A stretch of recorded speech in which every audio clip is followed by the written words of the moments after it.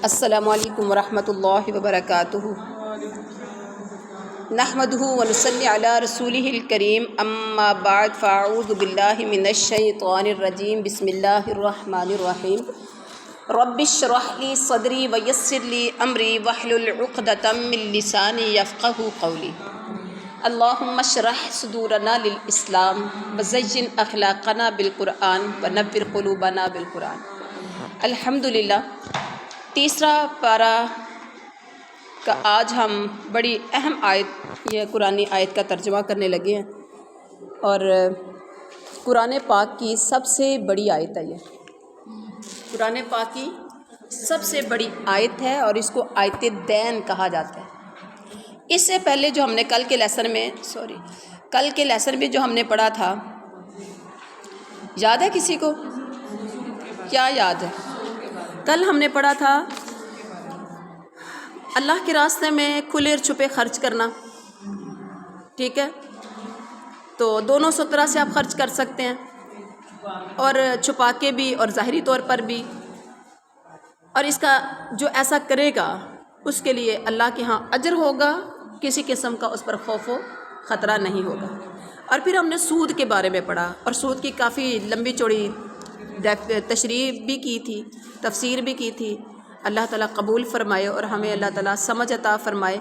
اور سود میں اور تجارت میں بہت بڑا فرق ہے، ٹھیک ہے؟ پڑھ سن کر جو انسان سود نہیں چھوڑتا وہ سمجھے اللہ کے ساتھ جنگ کر رہا ہے، ٹھیک ہے؟ اللہ کا اس کے ساتھ اعلان جنگ ہے، اور وہ ہمیشہ ہمیشہ کا جہنمی ہے۔ اور آج کی آیت میں ہم پڑھیں گے، یا ایھا الذین، یا ایھا الذین آمنوا، اے ایمان والو، اذا جب تداینتم، ہمارا جو پہلا پورشن ہے وہ کیا ہے؟ تجوید کا۔ تداینتم، تم آپس میں لین دین کرو، بدین، دین اور دین میں فرق ہے۔ دین، آپ کا دین کون سا ہے؟ اسلام، الحمدللہ۔ دین میں صرف زبر اور زیر میں فرق آیا ڈال کے، تو دین سے مراد جو آپ کا دین اسلام ہے، آپ کا مذہب ہے، اور دین سے مراد قرض، کیا ہے؟ قرض ہے۔ لین دین، قرض جب کرو، دو لو یا ادھار، جب تم لین دین کرو، جب تم آپس میں لین دین کرو بدین، ادھار کا، الی طرف، آجال، وقت مسمن مقررہ، فاکتبوہ، تو اسے لکھ لیا کرو، ولیکتب، اور چاہیے کہ لکھے، ولیکتب، تب آگے با بھی ہے تو با کے اوپر کیا ہے؟ شد ہے۔ ولیکتب بینکم، تب بینکم، اور چاہیے کہ لکھے تمہارے درمیان، کاتب بالعدل، لکھنے والا عدل سے، ولا یأبی، اور نہ انکار کرے، کاتب، لکھنے والا، ان یکتب، کہ وہ لکھے، کما، جیسا کہ، علمہ اللہ، اسے سکھایا ہے اللہ نے۔ فلیکتب، تو چاہیے کہ وہ لکھے، ولیملل الذی، اور چاہیے کہ وہ لکھوائے، الذی، وہ جو، علیہ، اس پر، علیہ الحق، حق ہے، یعنی اس پر حق یعنی قرض ہے، وہ بھی لکھوائے، ولیتق اللہ، اور چاہیے کہ وہ اللہ سے ڈرے، ربہ، جو اس کا رب ہے، ولا، اور نہ، یبخس، خاموشی اختیار کریں، با کے اوپر کلکلا کریں گے، یبخس، نہ وہ کمی کرے، منہ، اس سے، شیئن، کچھ بھی۔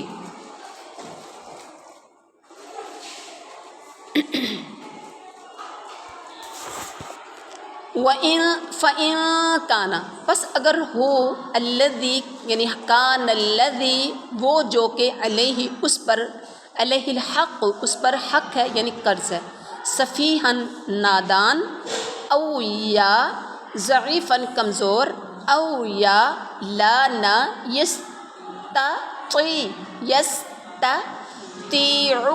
نہیں وہ طاقت رکھتا، یملا کہ وہ لکھوائے، ہوا وہ، فلیملل تو چاہیے کہ لکھوا دے، ولیہ اس کا ولی، بالعدل عدل کے ساتھ، واستشہدوا اور تم سب گواہ بنا لو، شہیدین دو گواہ، من رجالکم من سے رجال مردوں، کم اپنے، فإن لم پس اگر نہ، یکونا ہوں رجلین دو آدمی، فرجل تو ایک آدمی، فرجل وامرأتان دو عورتیں، بس تو ایک آدمی اور دو عورتیں، ممن ان میں سے جنہیں ترضونا تم پسند کرتے ہو، جن کے بارے میں جن پہ تمہیں یقین ہے، ٹھیک ہے، جن میں سے تم پسند کرتے ہو، من الشہداء گواہوں میں سے، کہ اگر تضل بھول چوک ہو جائے، احداہما ان دونوں میں سے کسی ایک سے، فتذکر تو یاد دلائے، احداہما ان دونوں میں سے ایک، احداہما الاخری ان دونوں میں سے ایک دوسری کو، ولا یأبا اور نہ انکار کرے، یأبا الشہداء اور نہ انکار کریں گواہ، اذا جب ما دعوا وہ سب بلائے جائیں، ولا اور نہ تسأموا تم سب جی چراؤ، ان تکتبوہ کہ تم سب لکھواؤ اسے، صغیراً چھوٹا معاملہ ہو، او کبیراً یا بڑا، الی اجلہ اس کی مقررہ میعاد تک۔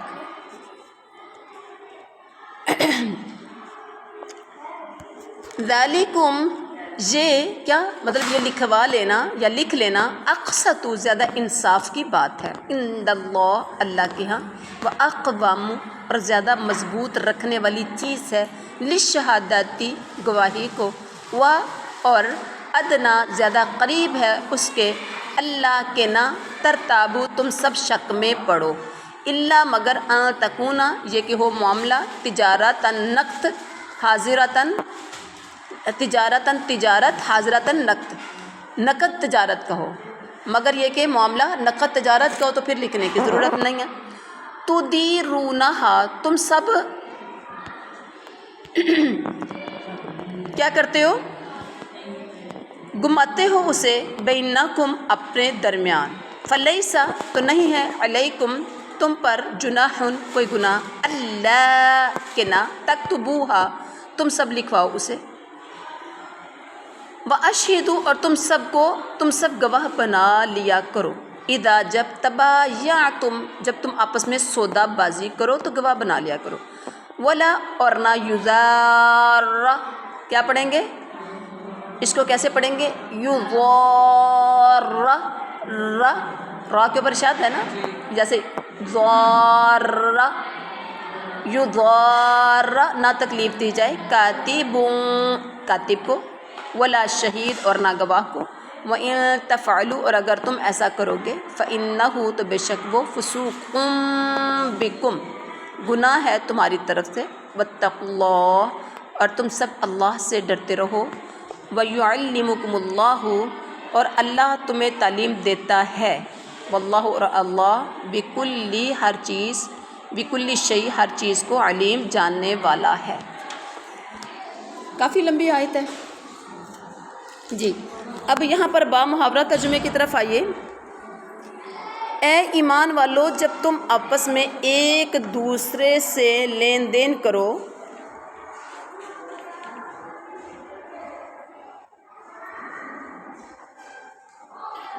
اے ایمان والو جب تم آپس میں ایک دوسرے سے لین دین کرو، یعنی میعاد مقرر پر قرضے کا معاملہ کرو تو اسے لکھ لیا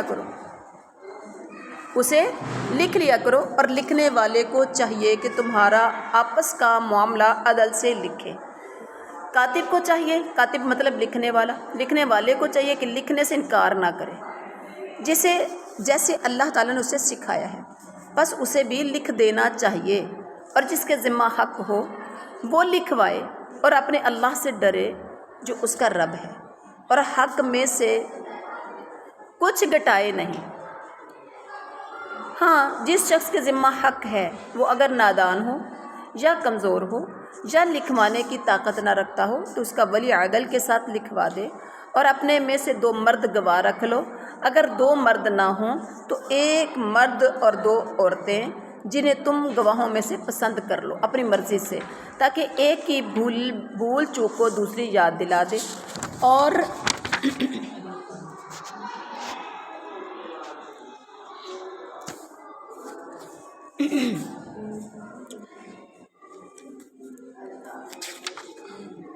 گواہوں کو چاہیے کہ وہ جب بلائے جائیں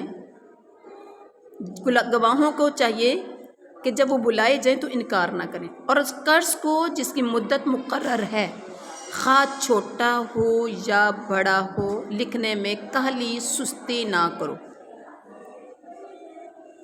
ٹھیک ہے، ذالکم اقسط عند اللہ تعالیٰ کے نزدیک یہ بات بہت انصاف والی ہے اور گواہی کو بھی درست رکھنے والی ہے، اور شک و شبہ سے بھی زیادہ بچانے والی ہے۔ ہاں، یہ اور بات ہے کہ وہ معاملہ نقد تجارت کی شکل میں ہو، جو آپس میں تم لین دین کر رہے ہو، تو تم پر اس کے نہ لکھنے میں کوئی گناہ نہیں۔ ٹھیک ہے، خرید و فروخت کے وقت بھی گواہ بنا لیا کرو، اور یاد رکھو کہ نہ تو لکھنے والے کو نقصان پہنچایا جائے نہ گواہ کو، اور اگر تم یہ کرو تو یہ تمہاری کھلی نافرمانی ہے۔ اللہ سے ڈرو، اللہ تمہیں تعلیم دے رہا ہے، اور اللہ تعالیٰ ہر چیز کو خوب جاننے والا ہے۔ ٹھیک ہے، ویسے تو ہمیں باتوں سے ہی سمجھ آ گئی ہے، آیات کا ترجمہ کرنے سے ہی آ گئی ہے، کس کس کو آ گئی ہے جی۔ یہاں پر پیچھے اللہ تعالیٰ نے تجارت کا یعنی یہاں پر لین دین کا تذکرہ کیا، اس سے پہلے جو تھا وہ سودی کاروبار کا تذکرہ کیا جسے حرام قرار دیا، اور آج کے جو آیت ہے یہ آیت دین ہے۔ دین کا مطلب کیا ہے؟ قرض کی آیت ہے۔ اس سے مراد کیا ہے کہ اللہ تعالیٰ کہہ رہے ہیں ایمان والوں کو، عام بندے کو نہیں بلایا، کسی اور کو، عام لوگوں کو مخاطب نہیں کیا، صرف ایمان والوں کو مخاطب کر کے کہا کہ جب تم آپس میں ایک دوسرے سے میعاد مقرر پر قرض کا معاملہ کرو تو اسے لکھ لیا کرو۔ اس سے مراد مقروض ہے، اس سے مراد کون ہے؟ مقروض ہے، یعنی وہ اللہ سے پیچھے سودی نظام کا تذکرہ کر کے سختی سے اسے منع کر کے صدقات خیرات کی تاکید کی، فضیلت بیان کی کہ اس میں کیسے بڑھوتری ہوتی ہے، اور پھر قرض کا تذکرہ کر دیا۔ اب دیکھیں سودی کاروبار تو بند کر دیا، تو پھر لوگ جو کاروبار میں یا مشکل وقت میں سود پہ لے کے گزارا کرتے تھے، اب یہاں قرض کے بارے میں وضاحت کر دی کہ سودی نظام سے بچ کے تم قرض کے لین دین میں کرو، جب کسی کو ضرورت پڑے تو ایک دوسرے کو قرض دو۔ اس سے کیا ہوگا؟ قرض دینے سے ہمدردی بڑھے گی، قرض دینے سے دوسرے کی مشکلات میں کمی آئے گی، قرض دینے سے دوسروں کو خوشیاں ملیں گی، اور جو سودی نظام سے بہت زیادہ نقصانات ہو رہے تھے وہ سارے کے سارے ختم ہو جائیں گے۔ تو تاہم جہاں قرض کا تذکرہ کیا، اور بہت سی احادیث میں قرض کے بارے میں بہت بڑا ثواب، اس کی فضیلت بیان کی گئی، قرض کی بہت بڑا ثواب بیان کیا گیا مختلف احادیث میں۔ اب جس طرح سے قرض ایک ناگزیر ضرورت ہے، قرض لیے بغیر ضرورت گزارا نہیں ہو سکتا، کبھی نہ کبھی کسی نہ کسی بندے کو ضرورت پڑ جاتی ہے، اس میں بے احتیاطی یا تساہل جھگڑوں کا باعث بھی ہے۔ لوگ کہتے ہیں نا کہ جس سے تعلقات ختم کرنے اس کو ادھار دے دو، اس کو قرض دے دو جس سے تعلقات ختم کرنے۔ کیا ایسا ہی ہے؟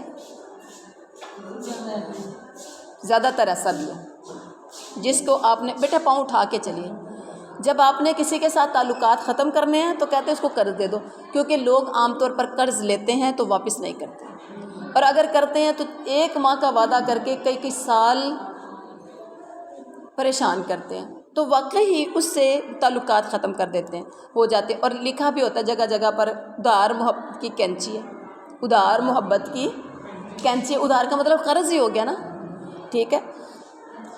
تو یہاں پر جہاں پر اس کے دینا بڑی فضیلتیں ہیں وہاں پر بے احتیاطی یا تساہل سستی جھگڑوں کا باعث بھی بنتی ہے۔ اس لیے اس آیت میں جسے آیت الدین کہا جاتا ہے، جو قرآن کی سب سے لمبی آیت ہے، اللہ تعالیٰ نے قرض کے سلسلے میں ضروری ہدایات بھی دے دی تاکہ یہ ناگزیر ضرورت لڑائی جھگڑے کا باعث نہ بن سکے۔ اس کے لیے ایک حکم یہ دیا گیا کہ مدت کا تعین کر لو، جو آپ سے مانگے قرض جی آپ کب واپس کریں گے، ٹھیک ہو گیا، کب واپس کریں گے، ایک تو مدت کا معین ہو گیا۔ دوسرا یہ کہ اسے لکھ لو۔ تیسرا یہ کہ اس پر 2 مسلمان مردوں کو یا ایک مرد اور 2 عورتوں کو گواہ بھی بنا لو، ٹھیک ہے۔ لڑائیوں جھگڑوں سے بچنے کے لیے یہ احتیاطی تدابیر بتا دی جی۔ اس کے بعد کہا گیا کہ کاتب کو چاہیے کہ لکھنے سے انکار نہ کرے، جیسے اللہ تعالیٰ نے اسے سکھایا، بس اسے بھی لکھ دینا چاہیے۔ اور جس کے ذمے حق ہو، حق کا مطلب جو مقروض ہے، جس نے قرضہ لیا ہے، یعنی وہ اللہ سے ڈرتا ہوا رقم کی صحیح تعداد لکھوائے۔ ہندسوں میں ہی فرق آ جاتا ہے، 500 میں کتنے ہندسے ہیں، 0 کتنے ہیں، 2 ہیں کہ 3 ہیں، 500 میں 2 0 ہیں، اور 500 دے کے 5 00 کی بجائے کوئی 30 کر دیتا ہے تو 5000 بنا دے، یا کسی سے 5000 لے کر تو اس کو 3 0 کی بجائے 2 0 کر دے، کمی بیشی ہو گئی نا۔ پھر کہے کہ لڑائی اس پہ پڑ جائے کہ جی دیکھیے جی میں نے تو یہاں لکھا ہوا ہے کہ میں نے اتنے لیے ہیں، آپ کیسے کہہ سکتے ہیں؟ اور آج کل یہ سب کچھ ہو رہا ہے، آج کل سب کچھ ہو رہا ہے، سگے بہن بھائی کر رہے ہیں، بالکل ٹھیک آپ کہہ رہی ہیں۔ تو اس سے مراد جو ہے نا وہ اللہ مقروض کو چاہیے کہ وہ اللہ سے ڈرتا ہوا رقم کی صحیح تعداد لکھوائے، اس میں کمی نہ کرے۔ آگے کہا جا رہا ہے کہ یہ مقروض اگر کم عقل یا کمزور بچہ یا مجنون ہے تو اس کے ولی کو چاہیے کہ انصاف کے ساتھ لکھوا لے تاکہ صاحب حق قرض دینے والے کو نقصان نہ ہو، جس نے قرض دیا ہے اسے کوئی نقصان نہ ہو۔ اور اس کے بعد کیا کہا گیا کہ تم 2 مردوں کو اور 1 عورت کو، 2 مردوں کو گواہ بنا لو، اگر 2 مردوں میں سے 2 نہ ہوں، 1 مرد ہو تو 2 عورتوں کو گواہ بنانا ہے، وہ بھی جسے تم پسند کرتے ہو، یعنی جن کی دینداری اور عدالت پر، انصاف پر تم مطمئن ہو۔ ایسا نہیں خواجے کا گواہ ڈڈو بن جائے، ٹھیک ہے، مرضی آپ کی اپنی ہے، آپ نے کس کو گواہ بنانا، جس کی دینداری پر، جس کے انصاف پر آپ کو پتہ ہے کہ انسان کیسا ہے، جس پر آپ مطمئن ہو آپ اس کو گواہ بنائیں۔ اس کے علاوہ قرآن پاک کی اس نص سے معلوم ہوا کہ 2 عورتوں کی گواہی 1 مرد کے برابر ہے نا، کیا ہے، 2 عورتوں کی گواہی 1 مرد کے برابر ہے جی۔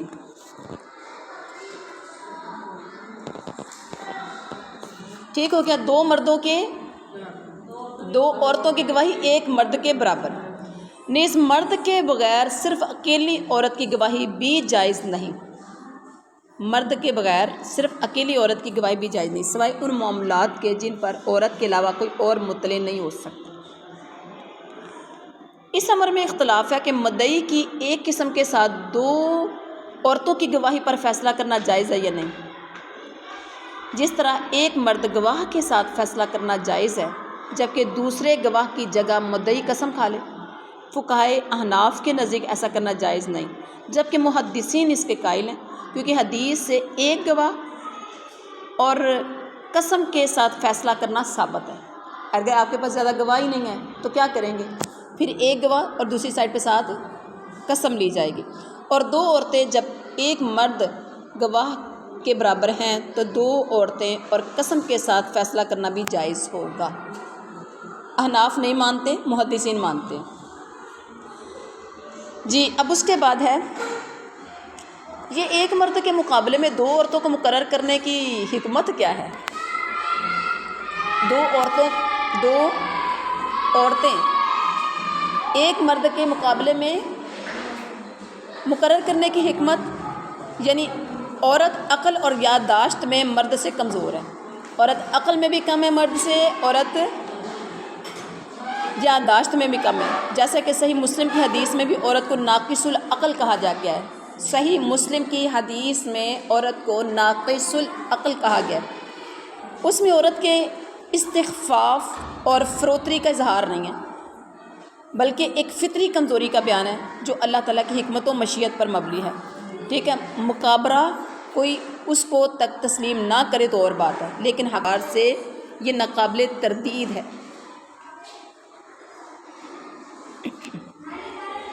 جی اب اس میں لکھنے کے فائدے کیا ہیں؟ کہا کہ جب لین دین کرو تو اس کو لکھ لو۔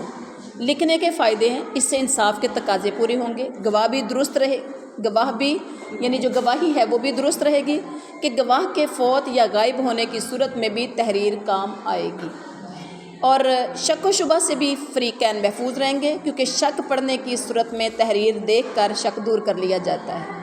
ایسے ہی ہے، ایسے ہی ہے۔ اور اس کے بعد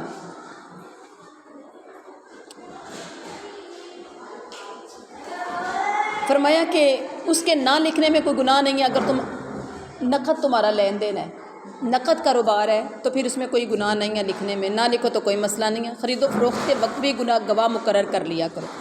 یہ وہ خرید و فروخت ہے جس میں ادھار ہو۔ نقد والی جو خرید و فروخت ہے اس میں لکھنا، لکھ لیں تو ٹھیک ہے، نہ لکھے تو پھر بھی ٹھیک ہے، لیکن لکھ لینا ٹھیک ہے، ٹھیک ہے۔ اگر نہ لکھے تو گناہ کوئی نہیں ہے، لیکن کبھی کبھی ایسا ہوتا ہے کوئی لکھنے کے بعد کوئی پیسے دے کے چلا گیا، معاملہ ختم ہو گیا، جس نے لکھا ہی نہیں ہے، خرید و فروخت بعد میں سمجھ آتی ہے اچھا میں نے کتنے پیسے لیے ہیں فلاں سے۔ سم ٹائم فون کر کے پوچھتے ہیں، کال کر کے پوچھتے ہیں کتنے پیسے لیے تھے آپ سے، اچھا آپ نے مجھے کتنے پیسے دیے ہیں، اتنا مال لیا تو کتنے دیے تھے آپ نے، تو اس سے بہتر ہے کہ آپ لکھ لیں۔ آپ کے پاس پورا پروف ہونا چاہیے، پورا ثبوت ہونا چاہیے، مہینے 2-4 مہینے کے بعد بھی اگر کوئی مانگے تو آپ کے پاس ثبوت ہونا چاہیے۔ یہ خرید و فروخت وہ ہے جس میں ادھار ہو یا سودا طے ہو جانے کے بعد بھی انحراف کا خطرہ ہو، ٹھیک ہے، اس میں لکھا ضروری ہے، ورنہ اس سے پہلے نقد سودے کو لکھنے سے مستثنا تو کر دیا گیا ہے، لیکن بہتر یہ ہے کہ لکھ لیں۔ بعد نے اس بے میں مکان، دکان، باغ یا حیوانات کی بے بھی مراد لی ہے، کسی قسم کا کاروبار ہو، لکھا ضروری ہے۔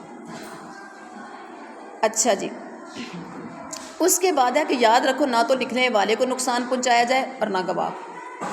وہ کیسے؟ ان کو نقصان پہنچانا کیا ہے؟ لکھنے والے کو نقصان یا گواہ کو نقصان؟ کہ دور دراز کے علاقے میں ان کو بلایا جائے، گواہ تو رکھ لیا کسی کو، اب بلایا اتنی دور جائے کہ جس سے ان کی مصروفیات میں حرج یا کاروبار میں نقصان ہو، یا ان کو جھوٹی بات لکھنے یا اس کی گواہی دینے پر مجبور کیا جائے، تو یہ ان کا نقصان ہے۔ اور اللہ تعالیٰ آج تو آپ کو گواہ بھی مل جاتے ہیں، یعنی کہ جھوٹے گواہ بھی مل جاتے ہیں اور غلط لکھنے والے بھی مل جاتے ہیں۔ آج کے دور میں سب کچھ ہو جاتا ہے، اللہ تعالیٰ ہم سب کے حال پہ رحم فرمائے، اور ملک پاکستان میں تو اسپیشلی یہ سب کچھ ہو رہا ہے، پیسہ ہے تو آپ سب کچھ کروا سکتے ہیں۔ تو اس کے بعد کیا ہے کہ اگر تم یہ کرو کہ تمہاری کھلی، اگر یہ تم کرو گواہ کو نقصان دو یا لکھنے والے کو، تو پھر یہ تمہاری کھلی نافرمانی ہے۔ کیا ہے؟ یہ کھلی نافرمانی ہے۔ اور اللہ سے ڈرو۔ کیا مطلب؟ جن باتوں کی تاکید کی گئی ان پر عمل کرو، اور جن چیزوں سے روکا گیا ان سے بچ جاؤ۔ اللہ سے ڈرو، نہیں تو یہ کھلی نافرمانی ہے، پھر اللہ کے دربار میں تو پیش ہونا ہی ہونا ہے۔ اور اس کے بعد کیا ہے نیکسٹ آیت میں وَإِن كُنتُمْ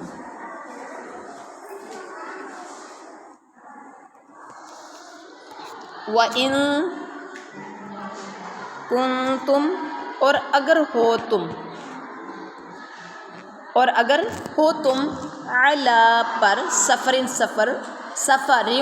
ولم تجدو، اور نہ تم پاؤ کاتبن کوئی کاتب، فرہان تو رہن، مقبوضۃ قبضہ میں دے کر، تاکہ اوپر دو پیش ہے، فَإِن بس اگر امینہ اطمینان ہو جائے، بعضکم تم میں سے بعض کو، بعضاً بعض پر، فلیؤدی الذی تو چاہیے کہ ادا کرے، الذی وہ شخص، فلیؤدی الذی تؤمنہ جس کے پاس امانت رکھی گئی ہے، اماناتہ اس قرض خواہ کی امانت، ولیتق اللہ اور چاہیے کہ وہ اللہ سے ڈرے، ربہ جو اس کا رب ہے، ولا تکتموا الشہادۃ اور مت تم سب چھپاؤ گواہی کو، ومن یکتمھا اور جو چھپاتا ہے اسے، فإنہ تو یہ یقینی بات ہے، آثم گنہگار ہے، قلبہ اس کا دل، واللہ اور اللہ تعالیٰ بما اسے جو تعملون تم سب عمل کرتے ہو، علیم خوب جاننے والا ہے۔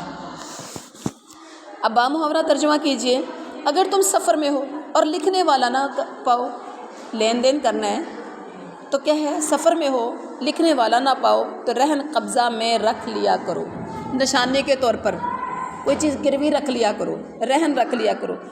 ہاں اگر آپس میں ایک دوسرے سے مطمئن ہو، بہت سے رشتے، بہت سی دوستیاں ایسی ہوتی ہیں جہاں پر بندہ بڑا اطمینان میں ہوتا ہے، اگر تم ایک دوسرے سے مطمئن ہو تو جسے امانت دی گئی ہے وہ اسے ادا کرے اور اللہ سے ڈرتا رہے جو اس کا رب ہے۔ کئی بار ہم اعتبار سے ہی دے دیتے ہیں، ہے نا، نہیں گروی رکھنے کی ضرورت نہیں، آپ لے جائیں، آپ پہ اعتبار ہے۔ تو اب جس پہ اعتبار اتنا کر دیا اسے چاہیے کہ وہ اللہ سے ڈرتا رہے، اور گواہی کو نہ چھپاؤ، جو اسے چھپا لے وہ گنہگار دل والا ہے، جو گواہی کو چھپا لے وہ گنہگار دل والا ہے، اور جو کچھ تم کرتے ہو اسے اللہ خوب جانتا ہے۔ اب یہاں پر کیا کہا گیا کہ اگر تم سفر میں ہو اور لکھنے والا نہ پاؤ تو رہن قبضہ میں رکھ لیا کرو۔ ہاں اگر آپس میں ایک دوسرے سے مطمئن ہو، جسے امانت دی گئی ہے وہ اسے ادا کر دے اور اللہ سے ڈرتا رہے جو اس کا رب ہے، اور گواہی کو نہ چھپاؤ، جو اسے چھپا لے وہ گنہگار دل والا ہے۔ اب یہاں پر ہے قبضے کی، یہاں پر فریحان مقبوضۃ ان کا تذکرہ ہوا، گروی رکھ دو۔ اگر سفر میں قرض کا معاملہ کرنے کی ضرورت پیش آ جائے، اور ایسا پاسبل ہو سکتا ہے نا، یہ دروازہ اچھی طرح بند کریں، اور وہاں لکھنے والا یا کاغذ پینسل، لکھنے والا نہ ہو یا لکھنے والا ہو لیکن کاغذ پینسل نہیں ہے، تو کیا کرے، تو اس کی متبادل صورت بتلائی جا رہی ہے کہ قرض لینے والا کوئی چیز دائن قرض دینے والے کے پاس رہن گروی رکھ لے، اس سے گروی کی مشروعیت اور اس کا جواز ثابت ہو رہا ہے کہ گروی آپ رکھ سکتے ہیں کوئی چیز۔ جی نبی صلی اللہ علیہ وسلم نے بھی اپنی زرہ ایک یہودی کے پاس گروی رکھی تھی، جب آپ صلی اللہ علیہ وسلم کی وفات ہوئی تھی تو اس وقت بھی آپ کی زرہ ایک یہودی کے پاس گروی تھی۔ تاہم اگر مرہونہ گروی رکھی ہوئی چیز ایسی ہے جس سے نفع موصول ہوتا ہو تو اس نفع کا حقدار مالک ہوگا نہ کہ دائن۔ اگر وہ جو چیز قبضے میں ہے لیکن وہ ایسی چیز ہے کہ اس سے نفع مل سکتا ہے تو نفع مالک کا ہوگا، دائن کا نہیں ہوگا، ٹھیک ہے۔ البتہ اس پر دائن کا اگر خرچ ہوتا ہے تو اس سے وہ اپنا خرچہ وصول کر سکتا ہے، باقی نفع مالک کو ادا کرنا ضروری ہے۔ جیسے ایک بھینس کسی نے گروی رکھوا کے 1,00,000-2,00,000 روپیہ لے لیا بھینس رکھوا کے، جبکہ بھینس تو دودھ بھی دیتی ہے، تو کیا کرے گا؟ جس کے پاس بھینس گروی رکھی گئی ہے وہ دودھ دیتی ہے، اب دودھ سے تو وہ فائدہ اٹھائے گا نا، لیکن اس پہ خرچ بھی وہ کر رہے ہیں۔ اب وہ ایسٹیمیٹ لگائے گا، حساب کتاب لگائے گا کہ اس بھینس پہ کتنا خرچہ آتا ہے روز، اب پھر اس کا دودھ کتنا بنتا ہے۔ اگر دودھ اس کا زیادہ کا ہے جس میں وہ سیل آؤٹ بھی کر سکتا ہے، فائدہ بھی اٹھا سکتا ہے، تو وہ اپنا خرچہ لے سکتا ہے، باقی اس کے دائن اس کے مالک کو واپس بھیجے گا۔ تو اب کیا کرتا ہے کوئی ایسے؟ اب کہاں کریں گے؟ اب دیکھ لیجئے اللہ کیا کہہ رہے ہیں جی۔ اور اس پر یہ ہے کہ کچھ لوگوں کا آگے ہے کہ جس پر تم مطمئن ہو تو اسے چاہیے کہ وہ اللہ سے ڈرتا رہے، یعنی اگر ایک دوسرے پر اعتماد ہو تو بغیر گروی رکھے بھی ادھار کا معاملہ کر سکتے ہو۔ اگر ایک دوسرے پر اعتبار ہے تو بغیر گروی رکھے بھی معاملہ ادھار کا کر سکتے ہو۔ امانت سے مراد یہاں قرض ہے، اللہ سے ڈرتے ہوئے اسے صحیح طریقے سے ادا کرنا۔ اللہ سے ڈرنے سے مراد اللہ سے ڈرتے ہوئے، وہ جو امانت آپ نے لی ہے اس کو اللہ سے ڈرتے ہوئے اس کو واپس کرنا۔ تو یہ تھا آج کا ہمارا سبق۔ سبحان ربک رب العزت عما یصفون وسلام علی المرسلین والحمد للہ رب العالمین۔